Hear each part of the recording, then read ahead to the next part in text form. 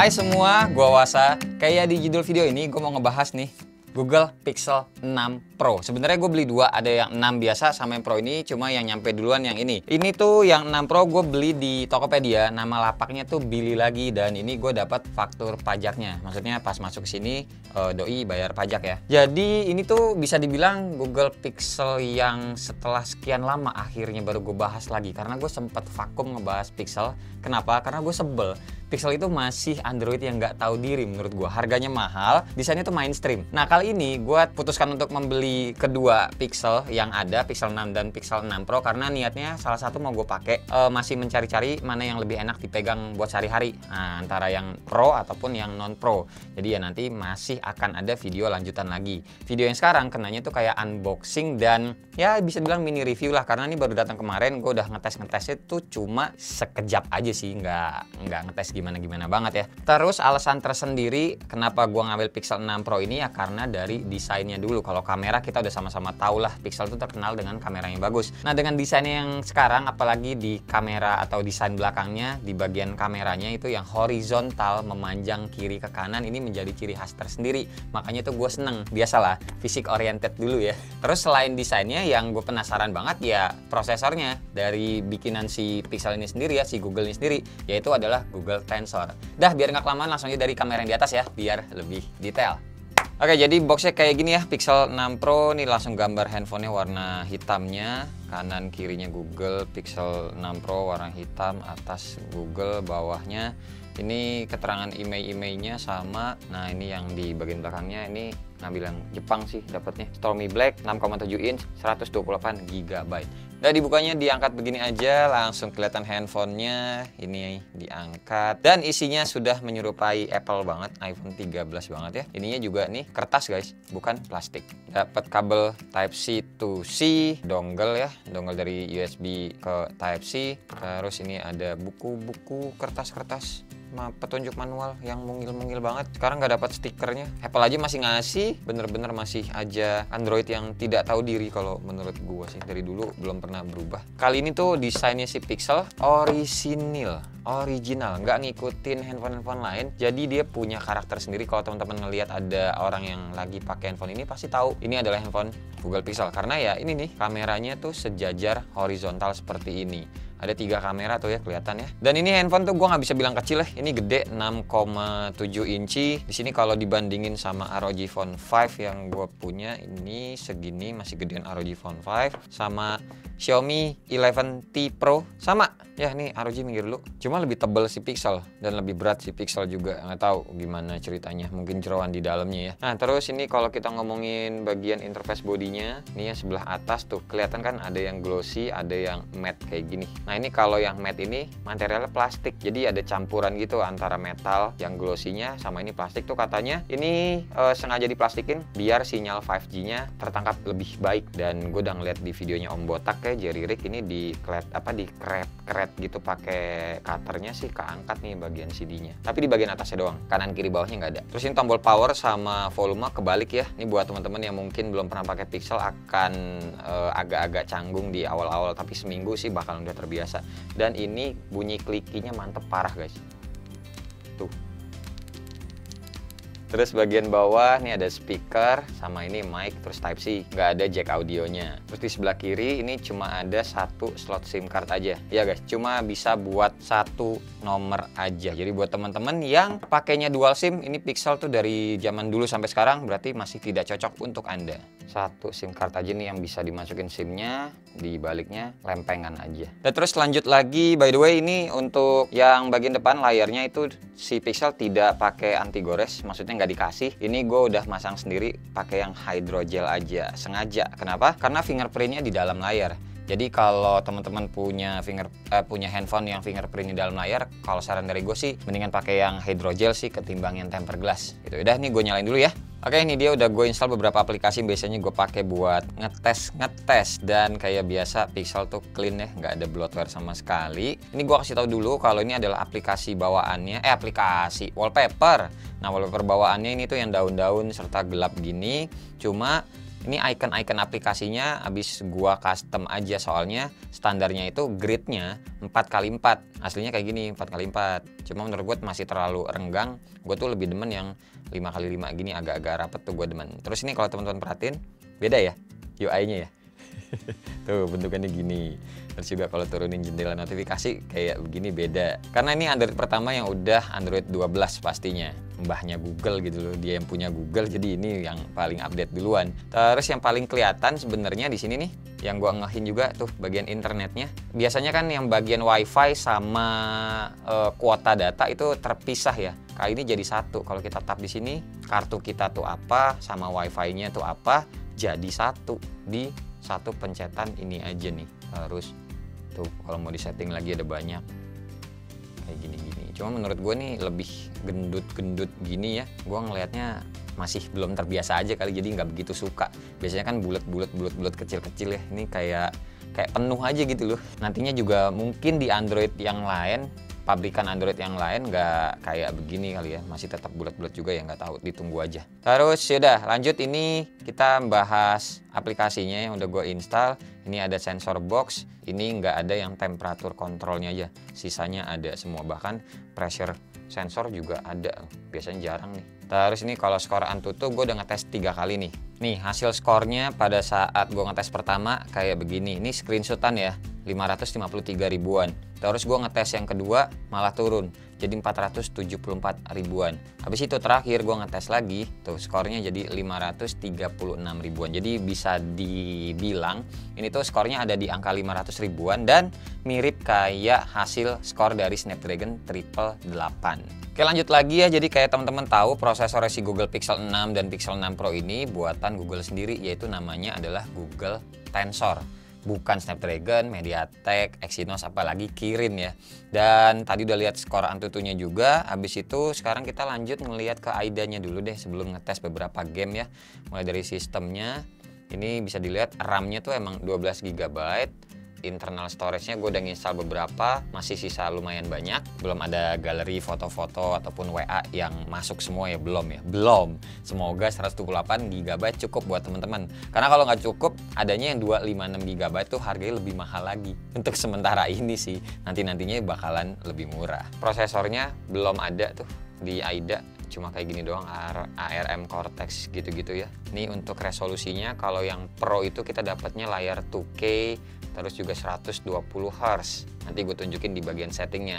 Kalau yang di Pixel 6 biasa itu 1080p dan refresh rate-nya cuma 90 aja. Cuma menurut gue itu udah maksudnya udah bagus juga sih. Terus buat baterainya juga punya kapasitas 5003 mAh dengan kecepatan ngecas yang dia punya ini 30 watt. Jadi teman-teman kalau punya chargeran yang GAN 65 watt bisa dipakai ke sini. Yang Type C to Type C ya, ada muncul tulisan charging rapidly. Kita cobain main game, nggak main juga sih, cuma nunjukin doang aja. Ini kayak real drum. Percaya nggak percaya, gue udah nyobain ini real drumnya. Tahu nggak?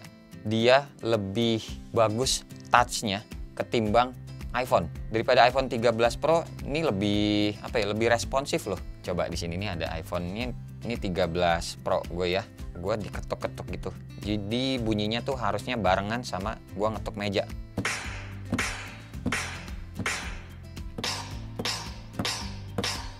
Oke, kalau barengan suaranya sama, harusnya tuh bunyinya bareng ya. Tapi ini ada yang telat-telat dikit loh. Gua nggak tahu sih teman-teman ngeh apa enggak. Tapi gue yakin buat teman-teman di sini viewers gue yang biasa main real drum pasti ngeh sih. Ini iPhone oke, responsif, layarnya sesuai dengan yang kita pencet itu ya pas gitu loh ya, nggak ada delaynya. Tapi di Google Pixel ini lebih pas lagi. Nggak bohong deh guys, beneran. Kita coba main ini ya.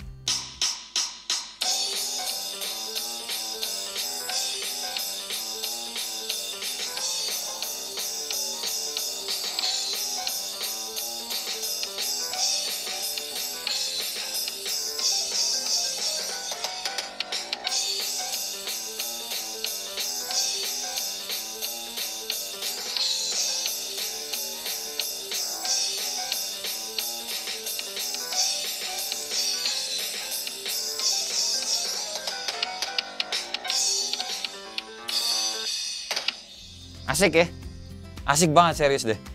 Bassnya tuh mantap banget ini speaker. Ngomong-ngomong nih, gue udah langsung ngomongin ke speaker aja. Ini speakernya 6 Pro, Pixel 6 Pro, Pixel 6 Pro, cakep. Swear guys. Aduh, terus juga vibrate-nya enak ya. Nih ngomongin ke vibrate-nya. Handphone kemarin yang habis gue cobain adalah Realme GT Neo 2. Itu vibrate-nya juga enak, gue bisa ngasih skor 8. Nah di Pixel ini juga mirip-mirip, gue bisa ngasih skor 8 juga sih. Karena vibrate yang paling enak buat geter-geter pas ngetik, kalau nggak salah ROG Phone 5 sih. Lanjut lagi, buat game selanjutnya ini gue udah install yang PUBG New State. Terus kita pergi ke setting, grafik, tuh ya. Untuk yang frame rate-nya mentokin ke max, dia juga masih bisa. Terus grafik quality-nya juga ultra. Ini ke kanan-kanannya lagi masih kayak hiasan juga sih, kayak PUBG yang lama ya kayaknya. Terus di save dan tuh mana nih? Nah, ini smooth banget guys.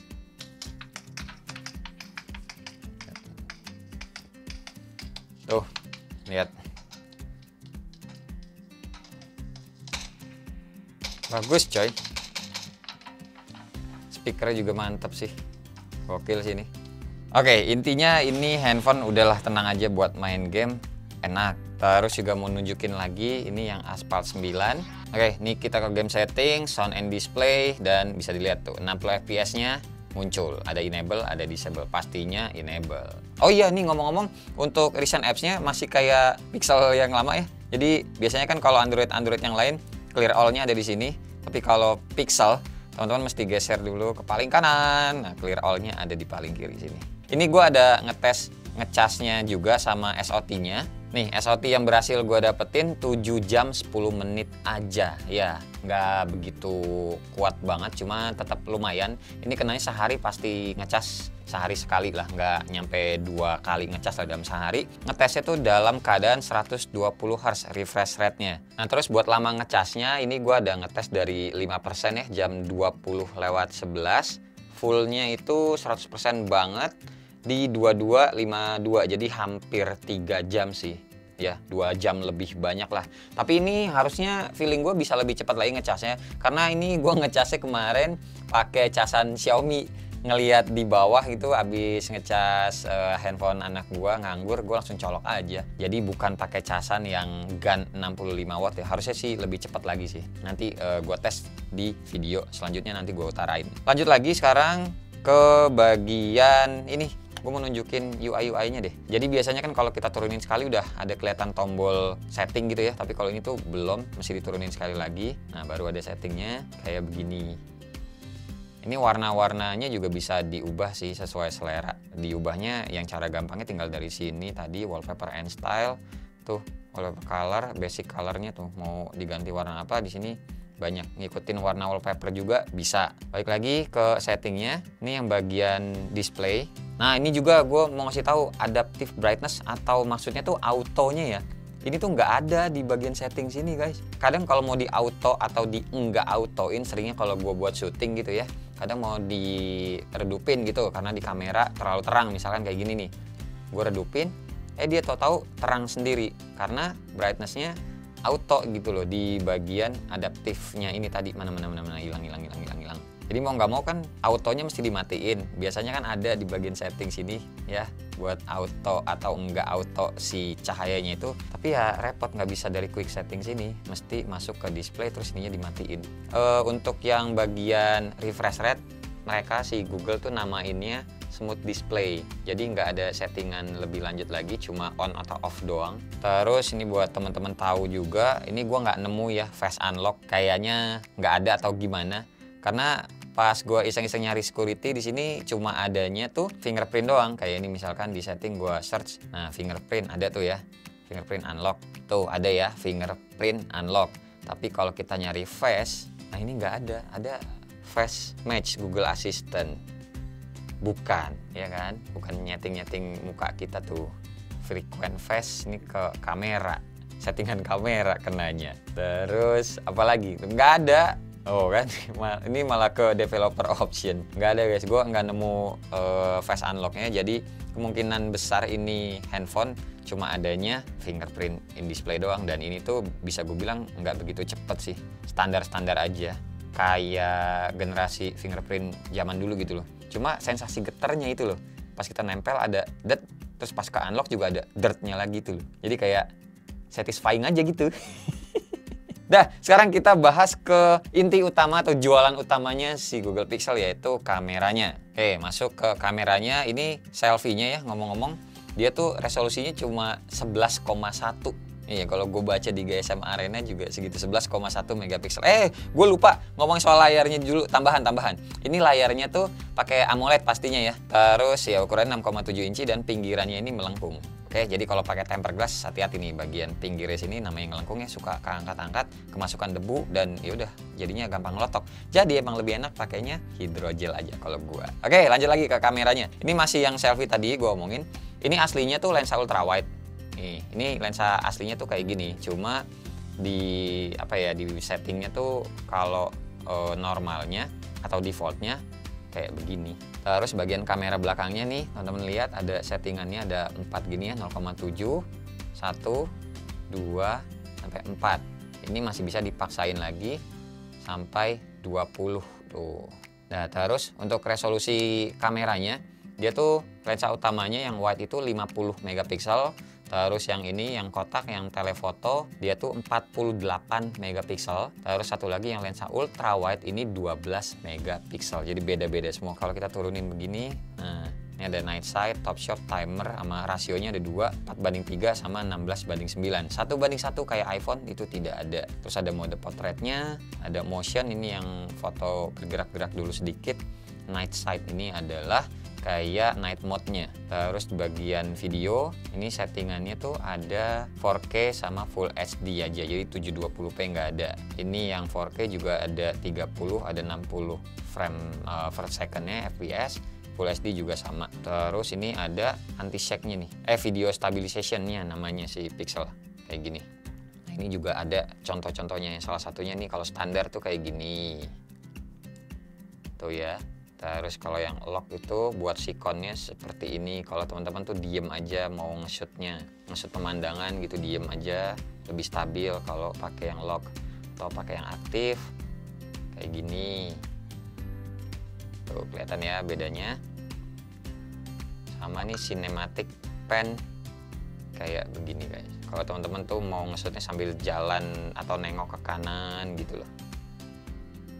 Jadi mode stabilisasinya beda-beda, agak ribet juga ya. Jadi mesti nyeting-nyeting sesuai sikon yang teman-teman pengen ambil. Terus nih ada mode-mode lainnya kayak panorama, photo saver, sama Google Lens. Teman-teman yang biasa pakai Gcam menurut gua bakalan ngeh sih. Settingan itu ya mirip-mirip lah. Nah, buat contoh foto sama videonya sedikit aja nih yang udah berhasil gue dapetin.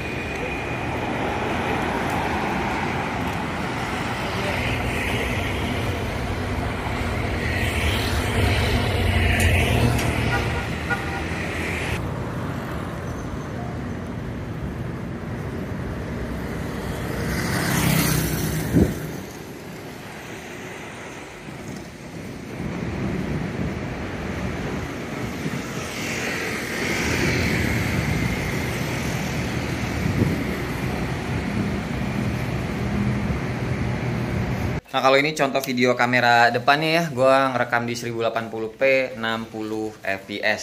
4K juga bisa, tapi mentoknya di 30 fps aja. Lagi nyantai ini bareng sama temen gue nih, teman dari kecil. Ya Bul? Yo. Bener-bener teman dari kecil. Dulu kita dari TPA bareng ya. Oh, iya? Dari TPA bareng sampai nikah bareng juga, punya anaknya juga barengan. Dan ya udah, kira-kira kayak gitu dulu impresi dari gue pribadi untuk si Google Pixel 6 Pro ini. Gimana menurut teman-teman? Harga 21 juta rupiah untuk 128 GB, menang RAM-nya aja 12 GB dan kameranya emang bagus. Apakah worth it? Jelas kalau menurut gue tidak. Ya, kenapa nih Google masih menjadi Android yang apa ya? Nggak tahu diri sih, masih bisa gue bilang, karena ya kasarnya aja walaupun kamera bagus masa iya sih 21 juta kagak ada face unlock guys. Tapi itu emang harga reseller sih, harga aslinya kan cuma 89, nggak cuma juga, maaf nggak cuma, emang mahal itu kenanya. Harga situ ya $900 lah, kalau di rupiahin itu sekitar 13 juta harusnya. Masuk sini mungkin kalau 14 atau 15 juta masih make sense sih, tapi biasa karena hype-nya masih tinggi jadi harganya 21 juta rupiah. Ya mau nggak mau ini gua keep dulu sampai nanti ada Pixel 6, habis itu baru gue jual deh salah satunya, dan harganya jadinya makin turun. Ya ginilah perjuangan bikin konten guys, demi mahalnya rasa sebuah penasaran. Tapi menurut gue ini worth it kalau dibandingin sama handphone Sony. Sorry to say ini buat fanboynya Sony, kita bayar handphone mahal yang tidak ada garansi resminya. Kalau belinya Pixel udah jelas kameranya itu bagus, autonya ya, kita ngomongin auto dulu, jepret langsung objek yang ada di depan kita hasilnya bagus. Beda kalau sama Sony itu bagus kalau misalkan kita mau ribet sedikit, yaitu dibikin ke mode pro, terus kita setting maunya kayak gimana baru jepret, bagus itu jadinya. Tapi kalau ngomongin autonya Sony ya elah masih bagusan handphone lain yang pakai lensanya Sony kalau ngomongin auto. Jadi beli mahal dapat kameranya itu kurang bagus, kurang maksimal, mendingan beli Pixel kalau dibandingin sama Sony. Itu buat gue pribadi ya. Nothing tulus buat teman-teman yang emang sudah ngefans sama suatu brand gitu, entah ngefans sama Pixel, sejelek apapun Pixel kalian pasti akan bilang bagus, sejelek apapun Sony kalian akan tetap bilang bagus gitu. Balik lagi ke preferensi masing-masing, gue menghargai hal kayak gitu. Oke, terima kasih banget pokoknya buat teman-teman yang udah nonton dari awal sampai akhir, dan seperti biasa nggak usah di like, nggak usah di share, dan nggak usah juga di subscribe channel ini kalau tidak bermanfaat. Tapi kalau bermanfaat silahkan share juga dong ya teman-teman, siapa tahu nambah pahala. Sampai ketemu di video selanjutnya. Bye bye. Cheers.